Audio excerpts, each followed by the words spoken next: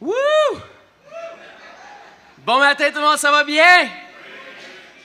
Qu'est-ce qui se passe avec vous? Vous avez tous l'air malades, vous avez besoin du soleil! Ma femme et moi, évidemment, comme ça a été mentionné, on revient d'un voyage fantastique qui a été au-delà de toutes nos attentes pour célébrer notre 15e anniversaire de mariage. Seuls les deux, sans les enfants et sans les autres enfants. C'était absolument fantastique. On est revenus, évidemment, plus amoureux, plus proches, plus connectés l'un à l'autre que jamais, mais aussi, le plus important, rafraîchis spirituellement, affamés, enflammés pour les choses qui viennent. Et évidemment, ces 2 semaines-là, c'était des belles vacances, un bon temps pour décrocher, mais un temps aussi pour manquer. Et ce matin, il y a un feu qui brûle à l'intérieur de moi parce que d'être coupé de l'Église dans un pays où on n'a pas d'Église là-bas, c'était une épreuve aussi intéressante sur le point de vue de la foi. Amen. Ce matin, la parabole de la carte de crédit. Il y avait un frère dans le campus qui semblait un peu étonné, puis il était comme « C'est où ça? » C'est pas lui ça, c'est dans l'Évangile de Luc. Je vous invite donc à ouvrir vos Bibles dans l'Évangile de Luc. Luc chapitre 15. Et je ne sais pas s'il était le seul, ce frère-là, à ne pas connaître la parabole de la carte de crédit, mais si ça peut éclairer d'autres personnes, amen. Suppose que tu possèdes 7 cartes de crédit. Tu as gradué, tu as beaucoup de succès et tu es sollicité par les banques constamment à tel point que tu possèdes 7 cartes de crédit dans ton portefeuille, dans ton sac à main, et que tu perds, et que tu viens d'en perdre une de ces précieuses cartes de crédit. Vas-tu laisser les 6 autres pour aller chercher celle qui est perdue jusqu'à temps que tu la trouves? Ça m'est déjà arrivé de perdre une carte de crédit, d'avoir une carte de crédit qui est égarée. C'est pas le fun du tout. Je me suis pas mis à regarder mes autres cartes dans mon portefeuille et me dire « Ah, c'est pas grave, j'ai pas ma carte de crédit, mais j'ai les autres cartes. » Quand on perd quelque chose de précieux, on devient consumé, obsédé par ce qu'on a perdu. J'avais aucun sentiment d'urgence envers les autres cartes qui n'étaient pas perdues. J'ai pas appelé les autres compagnies des autres cartes pour dire « J'ai toujours votre carte en ma possession. » Toute mon attention s'est portée sur la carte perdue. J'ai commencé à chercher partout, à appeler un peu partout pour savoir si quelqu'un avait retrouvé ma carte. Quand on perd quelque chose qui a de l'importance, tu deviens consumé, obsédé par cette chose. Tu ne peux pas être en paix. C'est tout ce à quoi tu penses. Pendant les vacances, vers la fin de nos vacances, il m'est arrivé de perdre quelque chose de très précieux. J'ai apporté des livres, j'ai apporté des calepins, des notes et tout, mais j'avais un porte-document rouge. J'avais choisi rouge de sorte que je n'allais pas le perdre, que j'allais le reconnaître. Là-dedans, il y avait des notes précieuses. Il y avait les idées, il y avait mon calendrier, il y avait toutes les choses importantes sur lesquelles je travaille en ce moment. Et on fait notre voyage et je pense qu'on était rendu quasiment à la dernière journée de nos vacances. Je regarde, je cherche dans mes affaires, je ne trouve pas mon porte-document rouge. Et là, je commence à stresser. Là, je commence à penser à l'idée, non, je ne vais pas retourner à Montréal sans mon porte-document rouge. C'est pas possible. Tout le fruit de mes réflexions, toutes les choses importantes étaient là-dedans. C'est pas possible. Et là, je me mettais à penser où est-ce que j'avais pu perdre ce porte-document-là. Vous ne savez pas à combien de reprises qu'on a regardé les valises, dézipper tous les zips, inimaginables, regarder 2, 3, 4 fois. Et à un moment donné, ma femme me disait, mais s'il vous plaît, chérie, essaie de ne pas penser à ça, on va profiter de notre dernière journée et aller à la plage, apparemment la plus belle plage de l'île. Et honnêtement, j'ai dit à ma femme, je m'en fous que c'est la plus belle plage. Je sais que c'est notre dernière journée, mais j'ai besoin de ce porte-document-là. Il n'est pas question que je retourne à Montréal sans ça. Et on a fait le tour de l'île. Et là, j'ai commencé à appeler des hôtels. On était dans le nord, dans le sud, un peu partout, à gauche, à droite. Et j'attendais avec anxiété.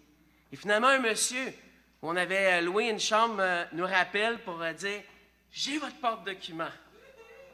Et là, tout d'un coup, j'étais apaisé. J'étais calme et j'ai dit à ma femme, allons-y voir cette fameuse plage.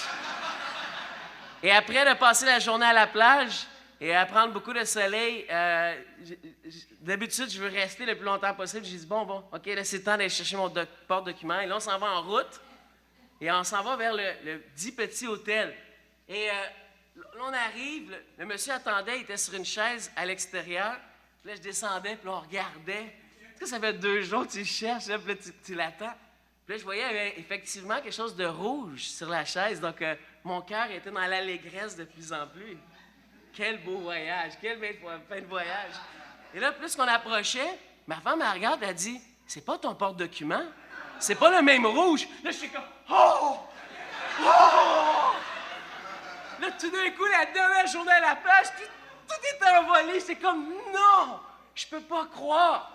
Et là, on arrive, on essaie de garder notre sourire, notre calme, tout est en contrôle, puis on s'approche vers le monsieur, puis il dit, j'ai trouvé votre porte-document. Il dit ça avec un beau grand sourire. Puis moi, je regarde sur la chaise, puis je sais que c'est pas mon porte-document. Donc, il a beau sourire, moi, je me retiens pour pas crier, hurler. Puis là, il est tout content, il vient nous embrasser. Je ne veux pas l'embrasser, je regarde le porte-document, puis c'est pas le mien. Et finalement, il dit, je dis, excusez-moi, je suis bien content de vous revoir et tout, mais c'est pas mon porte-document. C'est pas celui-ci. Puis là, il me regarde, non, ça, c'est pas le tien. Il est toujours dans la chambre. J'avais toujours un espoir, mais j'attendais. Et là, finalement, on est monté, je priais, puis là, finalement, on arrive, puis c'était le porte-document. Puis à nouveau, mon voyage s'est terminé avec un point d'exclamation et j'étais heureux. Amen. Te souviens-tu la dernière fois que tu as perdu ceci peut-être? Ton téléphone cellulaire. Quand tu perds ce petit objet-là, tu ne te mets pas à penser à tous tes autres objets électroniques dans la maison pour dire « C'est pas grave, j'ai perdu mon cellulaire, mais j'ai toujours mon appareil photo. J'ai toujours mon laptop.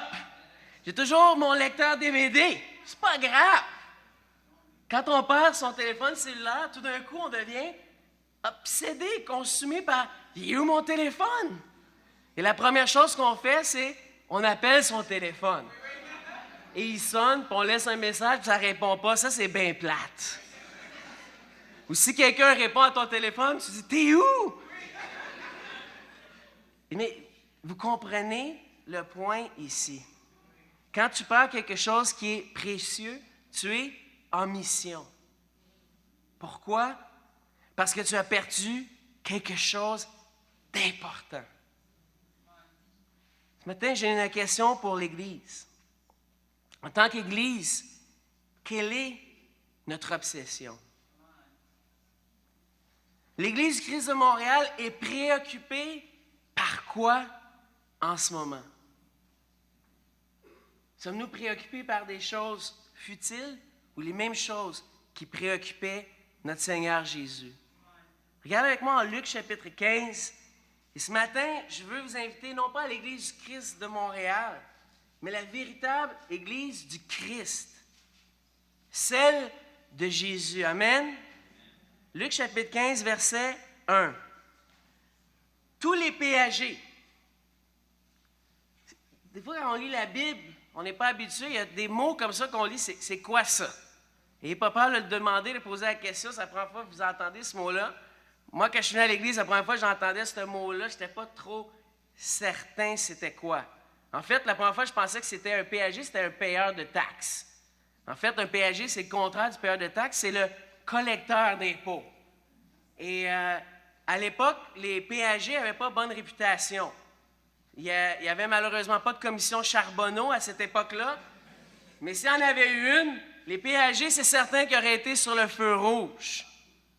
Les péagers, les collecteurs d'impôts, c'était des gens qui étaient des fraudeurs, des tricheurs, qui exploitaient les gens.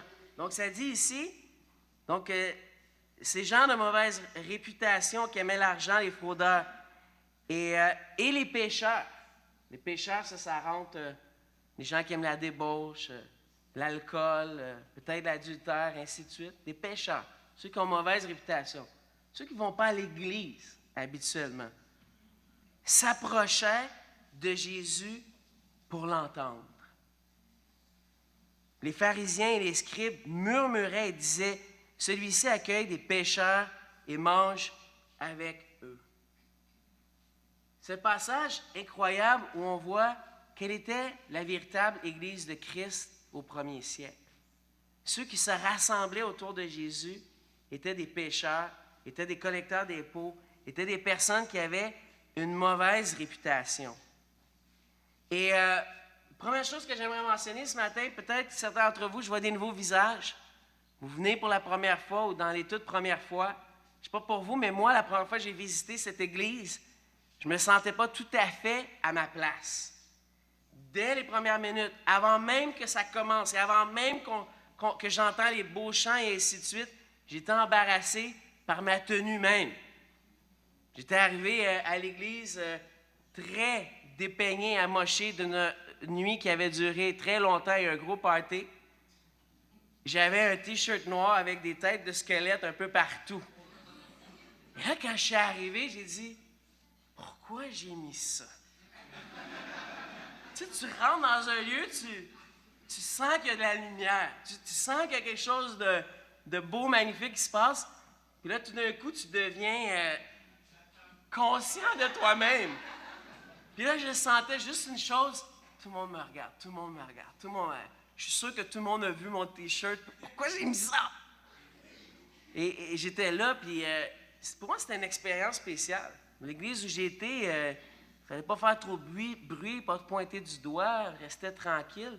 Là, j'arrivais, puis tout le monde se touche, tout le monde s'embrasse, ça chante, ça lève les mains dans les airs, les gens parlent pendant que la personne parle devant. J'étais comme, qu'est-ce que c'est ça? J'étais vraiment mal à l'aise. Mais ce qui me rendait le plus mal à l'aise, je savais ce qu'il y avait dans ma vie. Je savais ce qu'il y avait dans mon cœur. Je savais qui j'étais. Malgré que je croyais en Dieu, je ne sentais pas que ma place était là. J'étais inconfortable. Je me sentais indigne. Mais quand on regarde l'Église du Christ au premier siècle, c'était une Église pour de telles personnes. Et c'est ce que j'ai compris la première fois que je suis venu à l'Église. Malgré que je me sentais que ce n'était pas à ma place, Jésus m'a aidé à comprendre que voici ta place, Danny. Bienvenue et bon retour à la maison. Ce qui me frappe dans le passage, ça ne faisait pas l'affaire des gens religieux, les réguliers qui suivaient Dieu.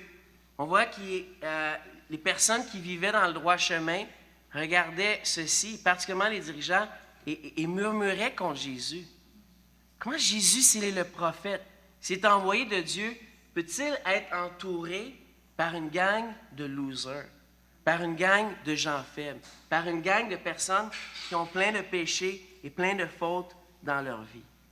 Et ensuite de ça, Jésus va s'adresser de façon magistrale, de façon parfaite, autant à ceux qui le sentaient peut-être d'un côté indigne, tout comme les autres personnes qui pensaient qu'ils étaient dignes et pensaient que Jésus était à côté de la plaque.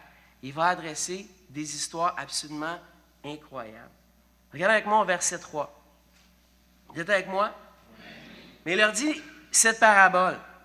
Quel homme d'entre vous, s'il a 100 brebis et qu'il en perde une, ne laisse pas les 99 autres dans le désert pour aller après celle qui est perdue jusqu'à ce qu'il la trouve. Lorsqu'il l'a trouvée, il la met avec joie sur ses épaules. Et de retour à la maison, il appelle chez lui ses amis et ses voisins et leur dit, « Réjouissez-vous avec moi, car j'ai trouvé ma brebis qui était perdue. » De même, je vous l'ai dit, il y aura plus de joie dans le ciel pour un seul pécheur qui se repent que pour les 99 justes qui n'ont pas besoin de repentance. Ou quelle femme, si elle a 10 pièces d'argent et qu'elle en perde une pièce, n'allume-t-elle pas une lampe, ne balaye-t-elle pas la maison et ne cherche pas avec soin jusqu'à ce qu'elle la trouve? Lorsqu'elle l'a trouvée, elle appelle chez elle ses amis et ses voisines et dit, « Réjouissez-vous avec moi, car j'ai trouvé la pièce d'argent que j'avais perdue. » De même, je vous l'ai dit, il y a plus de joie devant les anges de Dieu pour un seul pécheur qui se repent. Wow! Tu sais, la chose qu'on fait après avoir retrouvé quelque chose qu'on a perdu, le message de Jésus est clair. On est dans la joie. On se réjouit, on appelle nos amis, on appelle nos voisins, les membres de notre famille et on fait un gros party. C'est une célébration. Voilà ce qui va faire la différence dans l'Église. Si elle va être pleine de joie ou non. Ou bien l'Église, elle est remplie pleine de gens non perdus. Ou l'Église va célébrer pour une âme qui est retrouvée. Veux-tu passer le reste de ta vie à gérer ce qui était perdu en négligeant ce qui, jusqu'à ce jour, est toujours perdu? J'aime, vous savez, chaque personne dans l'Église. Quand je suis revenu de vacances, pendant que j'étais en vacances, à chaque jour, je pensais à les bénédictions qu'on a en Dieu sont incroyables. Les amis que j'ai la chance d'avoir. Un ami qui a pris le temps avant de partir en vacances de m'écrire un document assez volumineux. Là. Pas 1-2 pages, mais assez volumineux, avec gentillesse, avec sourire. Il m'a communiqué, tiens, voici des choses que je vois, que tu devrais peut-être changer, améliorer. Et avec le document qu'il a pris le temps d'écrire, de regarder, il avait un livre pour moi. Un bon livre. J'étais comme, wow! Tu sais, il y a un côté où on est inconfortable. Quand quelqu'un dit tu dois changer quelque chose, ça c'est une chose. Mais quand il prend le temps d'écrire un document de quelques pages avec un livre, dis-moi, je serais menteur de dire devant vous que j'avais l'humilité pour accepter tout ça sur le coup avec plaisir. Ah, merci, j'attendais ça. Ça me fait tellement plaisir. Mais en même temps, mon ami est parti, j'ai pensé à lui, puis j'ai amené le livre, puis j'ai amené son document qui était dans mon porte-document rouge. Je ne peux pas revenir à Montréal sans ce document-là! Puis, je me disais, quelle chance qu'on a. Ça, c'est des vrais amis. Quand je suis venu à l'église, après quelques jours à peine, c'était la chose qui me comme on dit en bon québécois, faberglastait. Il y avait les gens à l'église, c'était des inconnus avant que je vienne pour la première fois à l'église. Et après 2-3 semaines, j'étais plus proche d'eux. Ils me connaissaient mieux que des amis que j'avais depuis des années. Il y avait en face de moi des personnes qui osaient vraiment me dire la vérité. Et jusqu'à ce jour, je remercie Dieu à tous les jours pour ce genre d'amitié. Je regarde tout ce qu'on a dans nos vies, c'est absolument incroyable. Mais je reviens avec cette conviction brûlante dans mon cœur. Après avoir passé 2 semaines à un endroit où il n'y a pas d'église, il n'y a pas de disciples de Jésus. Et vous savez, quand on dirige une église, on n'a pas la chance d'être immergé dans le monde complètement tout le temps. On est avec les gens de l'église constamment. On passe notre temps à étudier la Bible avec les gens. On ne travaille pas 40 heures par semaine dans le monde avec des gens qui ne sont pas chrétiens. Et là, de partir 2 semaines et d'être 100 disciples autour de nous, 100 églises. Le premier dimanche, ça va, OK, c'est cool, je suis en vacances. Le deuxième dimanche, j'étais comme, qu'est-ce que je fais ici? Et on n'a pas le choix de se faire des amis. On n'a pas le choix de rentrer dans le monde. Et tu regardes les deux extrêmes, on est un merveilleux pays. Le décor, c'est paradisiaque. Mais spirituellement, les gens sont perdus. Tu as un côté des gens extrêmement religieux, qui ont le cœur sec, qui n'ont aucune idée de ce que c'est l'amour, qui se jugent, qui se battent les uns les autres. Et de l'autre côté, surtout les jeunes qui sont perdus, qui ne sont pas spirituels, et tu regardes la façon qu'ils s'habillent, qu'est-ce qu'ils font, comment ils parlent, et tu te dis, wow, mon cœur saignait. Je me disais, comment ça qu'on n'a pas encore une église là-bas en Martinique? Et je pensais chez nous, je pensais non seulement à Montréal, mais partout dans la province, et de dire, c'est la réalité du monde.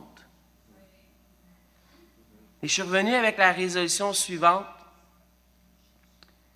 Je vais prendre les prochaines semaines, les prochains mois pour réévaluer chaque action de l'Église, chaque initiative de l'Église et aussi chaque dollar dépensé en pensant à ce qui est perdu. En pensant à ce qui a de la valeur pour Dieu.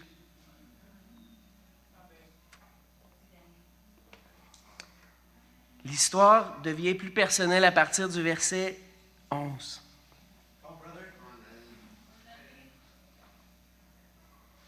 Il dit encore, un homme avait 2 fils. Ce qui me brise le cœur avec cette histoire, Jésus dit un homme avait 2 fils. En fait, il n'y avait aucun fils. Il y avait un des fils qui a utilisé le mot père seulement pour demander sa part de l'héritage et d'aller la dépenser.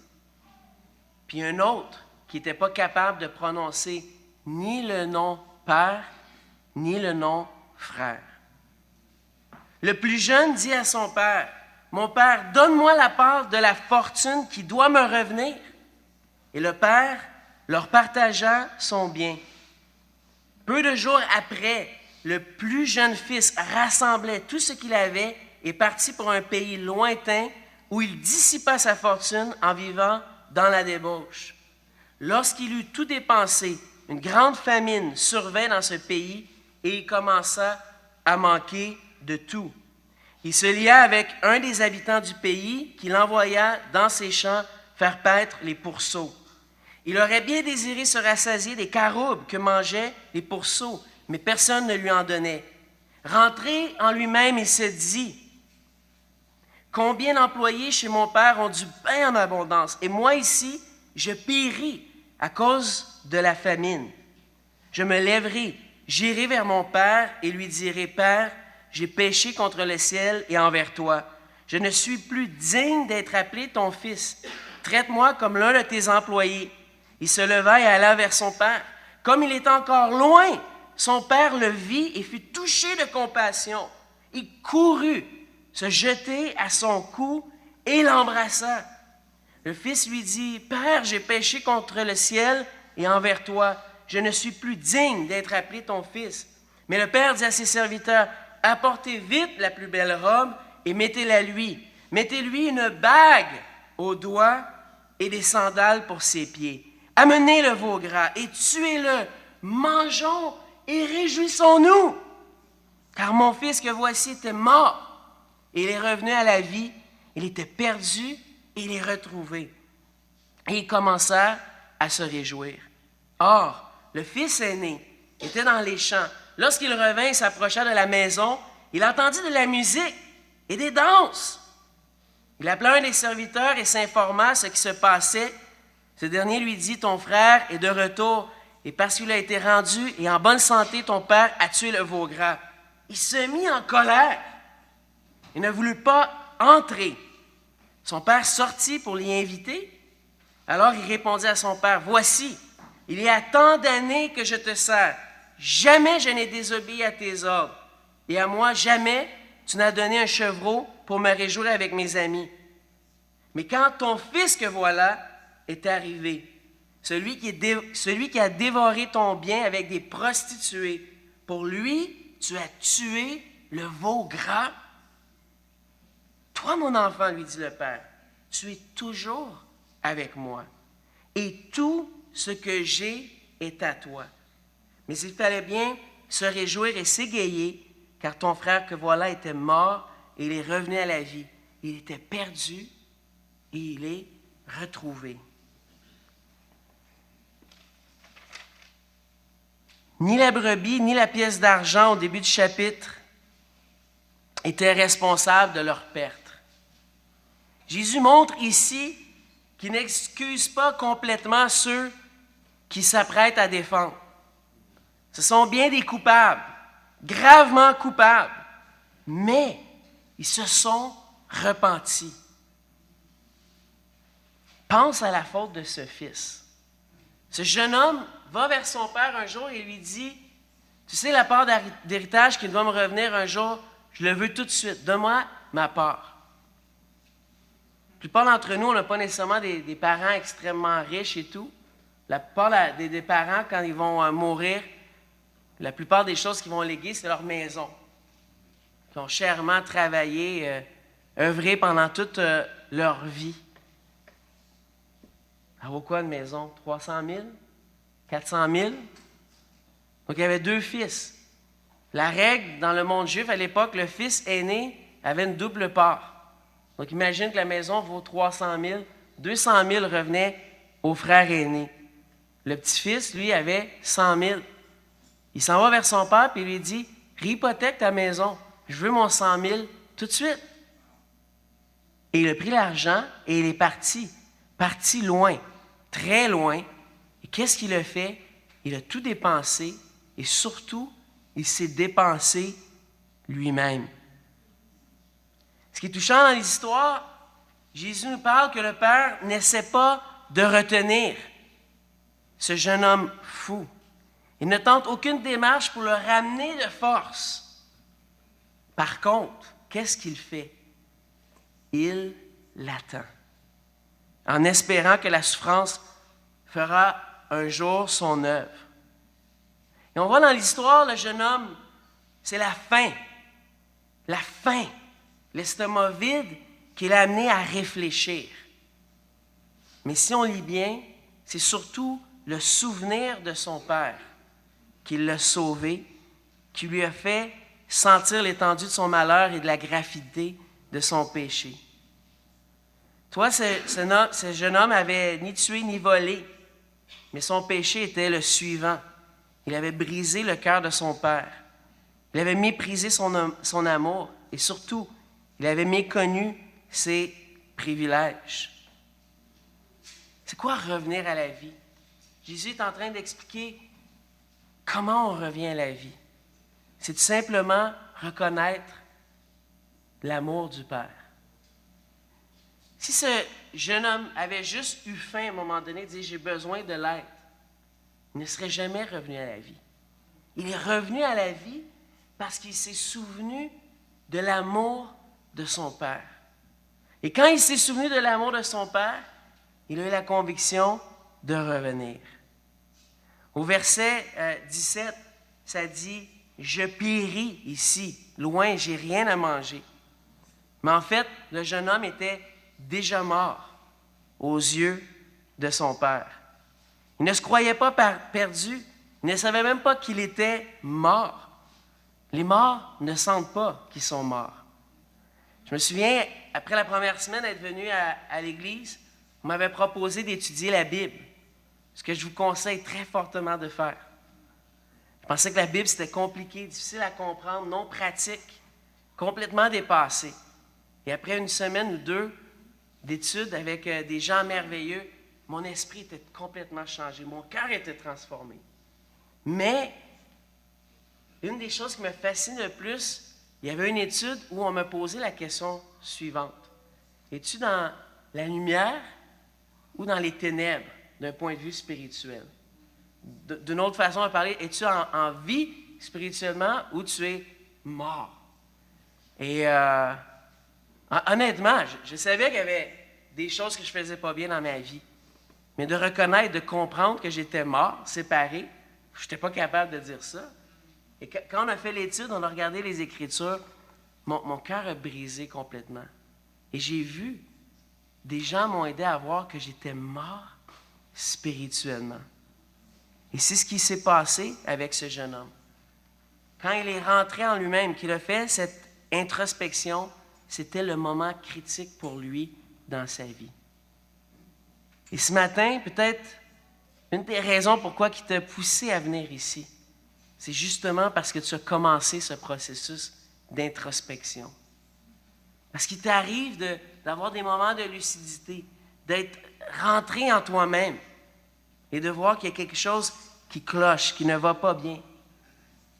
Et quand tu vis ce moment-là, c'est un moment très important dans ta vie. Il n'y a plus rien d'autre qui est important parce que deux voies s'ouvrent devant toi. D'un côté, la voie de l'incrédulité, le découragement, le désespoir, ultimement le suicide spirituel, ce que je pourrais appeler aussi l'autodestruction. L'autre voie de l'autre côté, c'est la voie de la foi. La voie de la repentance, de l'humiliation, de l'abandon à Dieu et surtout de l'acceptation du salut de Dieu, de la réconciliation. Le jeune homme a choisi la voie de la foi parce qu'il connaissait le cœur de son père. Il le savait que son père allait le reprendre. L'attitude du Père démontre l'amour du Père céleste, l'amour de Dieu, un amour inconditionnel. Amen? Le Père, quand il voit son fils arriver, ne ramène pas son fils perdu vers le passé. Ne commence pas à lui faire la morale sur tout ce qu'il a fait ou tout ce qu'il aurait dû faire. Le Père n'a pas honte de son fils indigne, mais il ne voit que la grandeur du changement dans son cœur. Et pour la première fois, il y avait une chose qui m'a frappé en méditant sur le passage dans les 2 dernières semaines. Le Père lui donne une robe et des sandales, mais aussi, il lui donne une bague, un anneau. J'ai fait des recherches là-dessus et ça m'avait vraiment frappé. À l'époque de Jésus, dans l'Antiquité, vous savez, la minorité de la population était des hommes libres, des maîtres. La majorité de la population était des esclaves. Et pour distinguer les hommes libres des esclaves, les maîtres portaient un anneau spécial. Un anneau avec une insigne de leur affranchissement et de leur rang social. Quand son fils est revenu, non seulement il ne l'a pas ramené vers le passé, non seulement il a donné une robe, des sandales, mais il a dit « Vite, une anneau! » Et je lisais ce passage-là, puis je me disais « Mais pourquoi il amène une anneau? » Son père, la première chose qu'il avait remarqué, c'est qu'il n'avait plus son anneau. L'avait-il perdu? Ou était-il tombé si loin dans la débauche qu'il avait vendu cet anneau? Et son père lui dit qu'on lui redonne un anneau et qu'il reprenne sa place et son rang. Wow! Enfin, on lit le restant de l'histoire, on voit l'autre fils qui revient à la maison malheureux, frustré, en colère parce qu'il entend des chants et de la musique. Certaines personnes qui viennent plus d'un background religieux, qui sont un petit peu plus vieux, peut-être vous pouvez comprendre qu'est-ce que Jésus essaie de parler ici. Beaucoup d'églises aujourd'hui ne veulent pas qu'on chante trop fort, ne veulent pas qu'on ait d'instruments de musique. Hey, hey, hey, hey! C'est l'église ici. C'est un lieu sérieux. C'est une place où on doit se contrôler un peu. Et tu vois le frère arriver, il entend les chants, la musique. Qu'est-ce qui se passe ici? Et dès qu'il apprend pourquoi, que son frère est revenu, il pique une crise de colère. Comme on dit en québécois, il pète les plombs. Et tu vois son attitude, il ne veut pas rentrer à l'intérieur. Le père doit sortir de l'extérieur et dire « Mais qu'est-ce que tu fais? Pourquoi tu ne rentres pas? » Et tu vois dans sa réponse, le fils aîné, premièrement, n'appelle pas son père père, et son frère, il lui dit le fils, ton fils, là, tu sais, là, celui qui était couché avec des prostituées. Et tu regardes, cet homme-là, à l'apparence, était un homme droit, un homme qui avait été fidèle, qui avait toujours été auprès de son père, mais il était tout aussi mort spirituellement, tout aussi séparé que son frère. Certains d'entre nous, des fois, on étudie la Bible et on arrive à ce point-ci. Est-ce que je vais donner ma vie pour Dieu ou non? Il faut regarder l'histoire. Est-ce que tu es prêt à rentrer dans la maison? Est-ce que le Père a besoin de sortir et de te prendre par la main? J'aimerais adresser ce matin spécialement les ados que j'aime. Vous savez, je vous aime.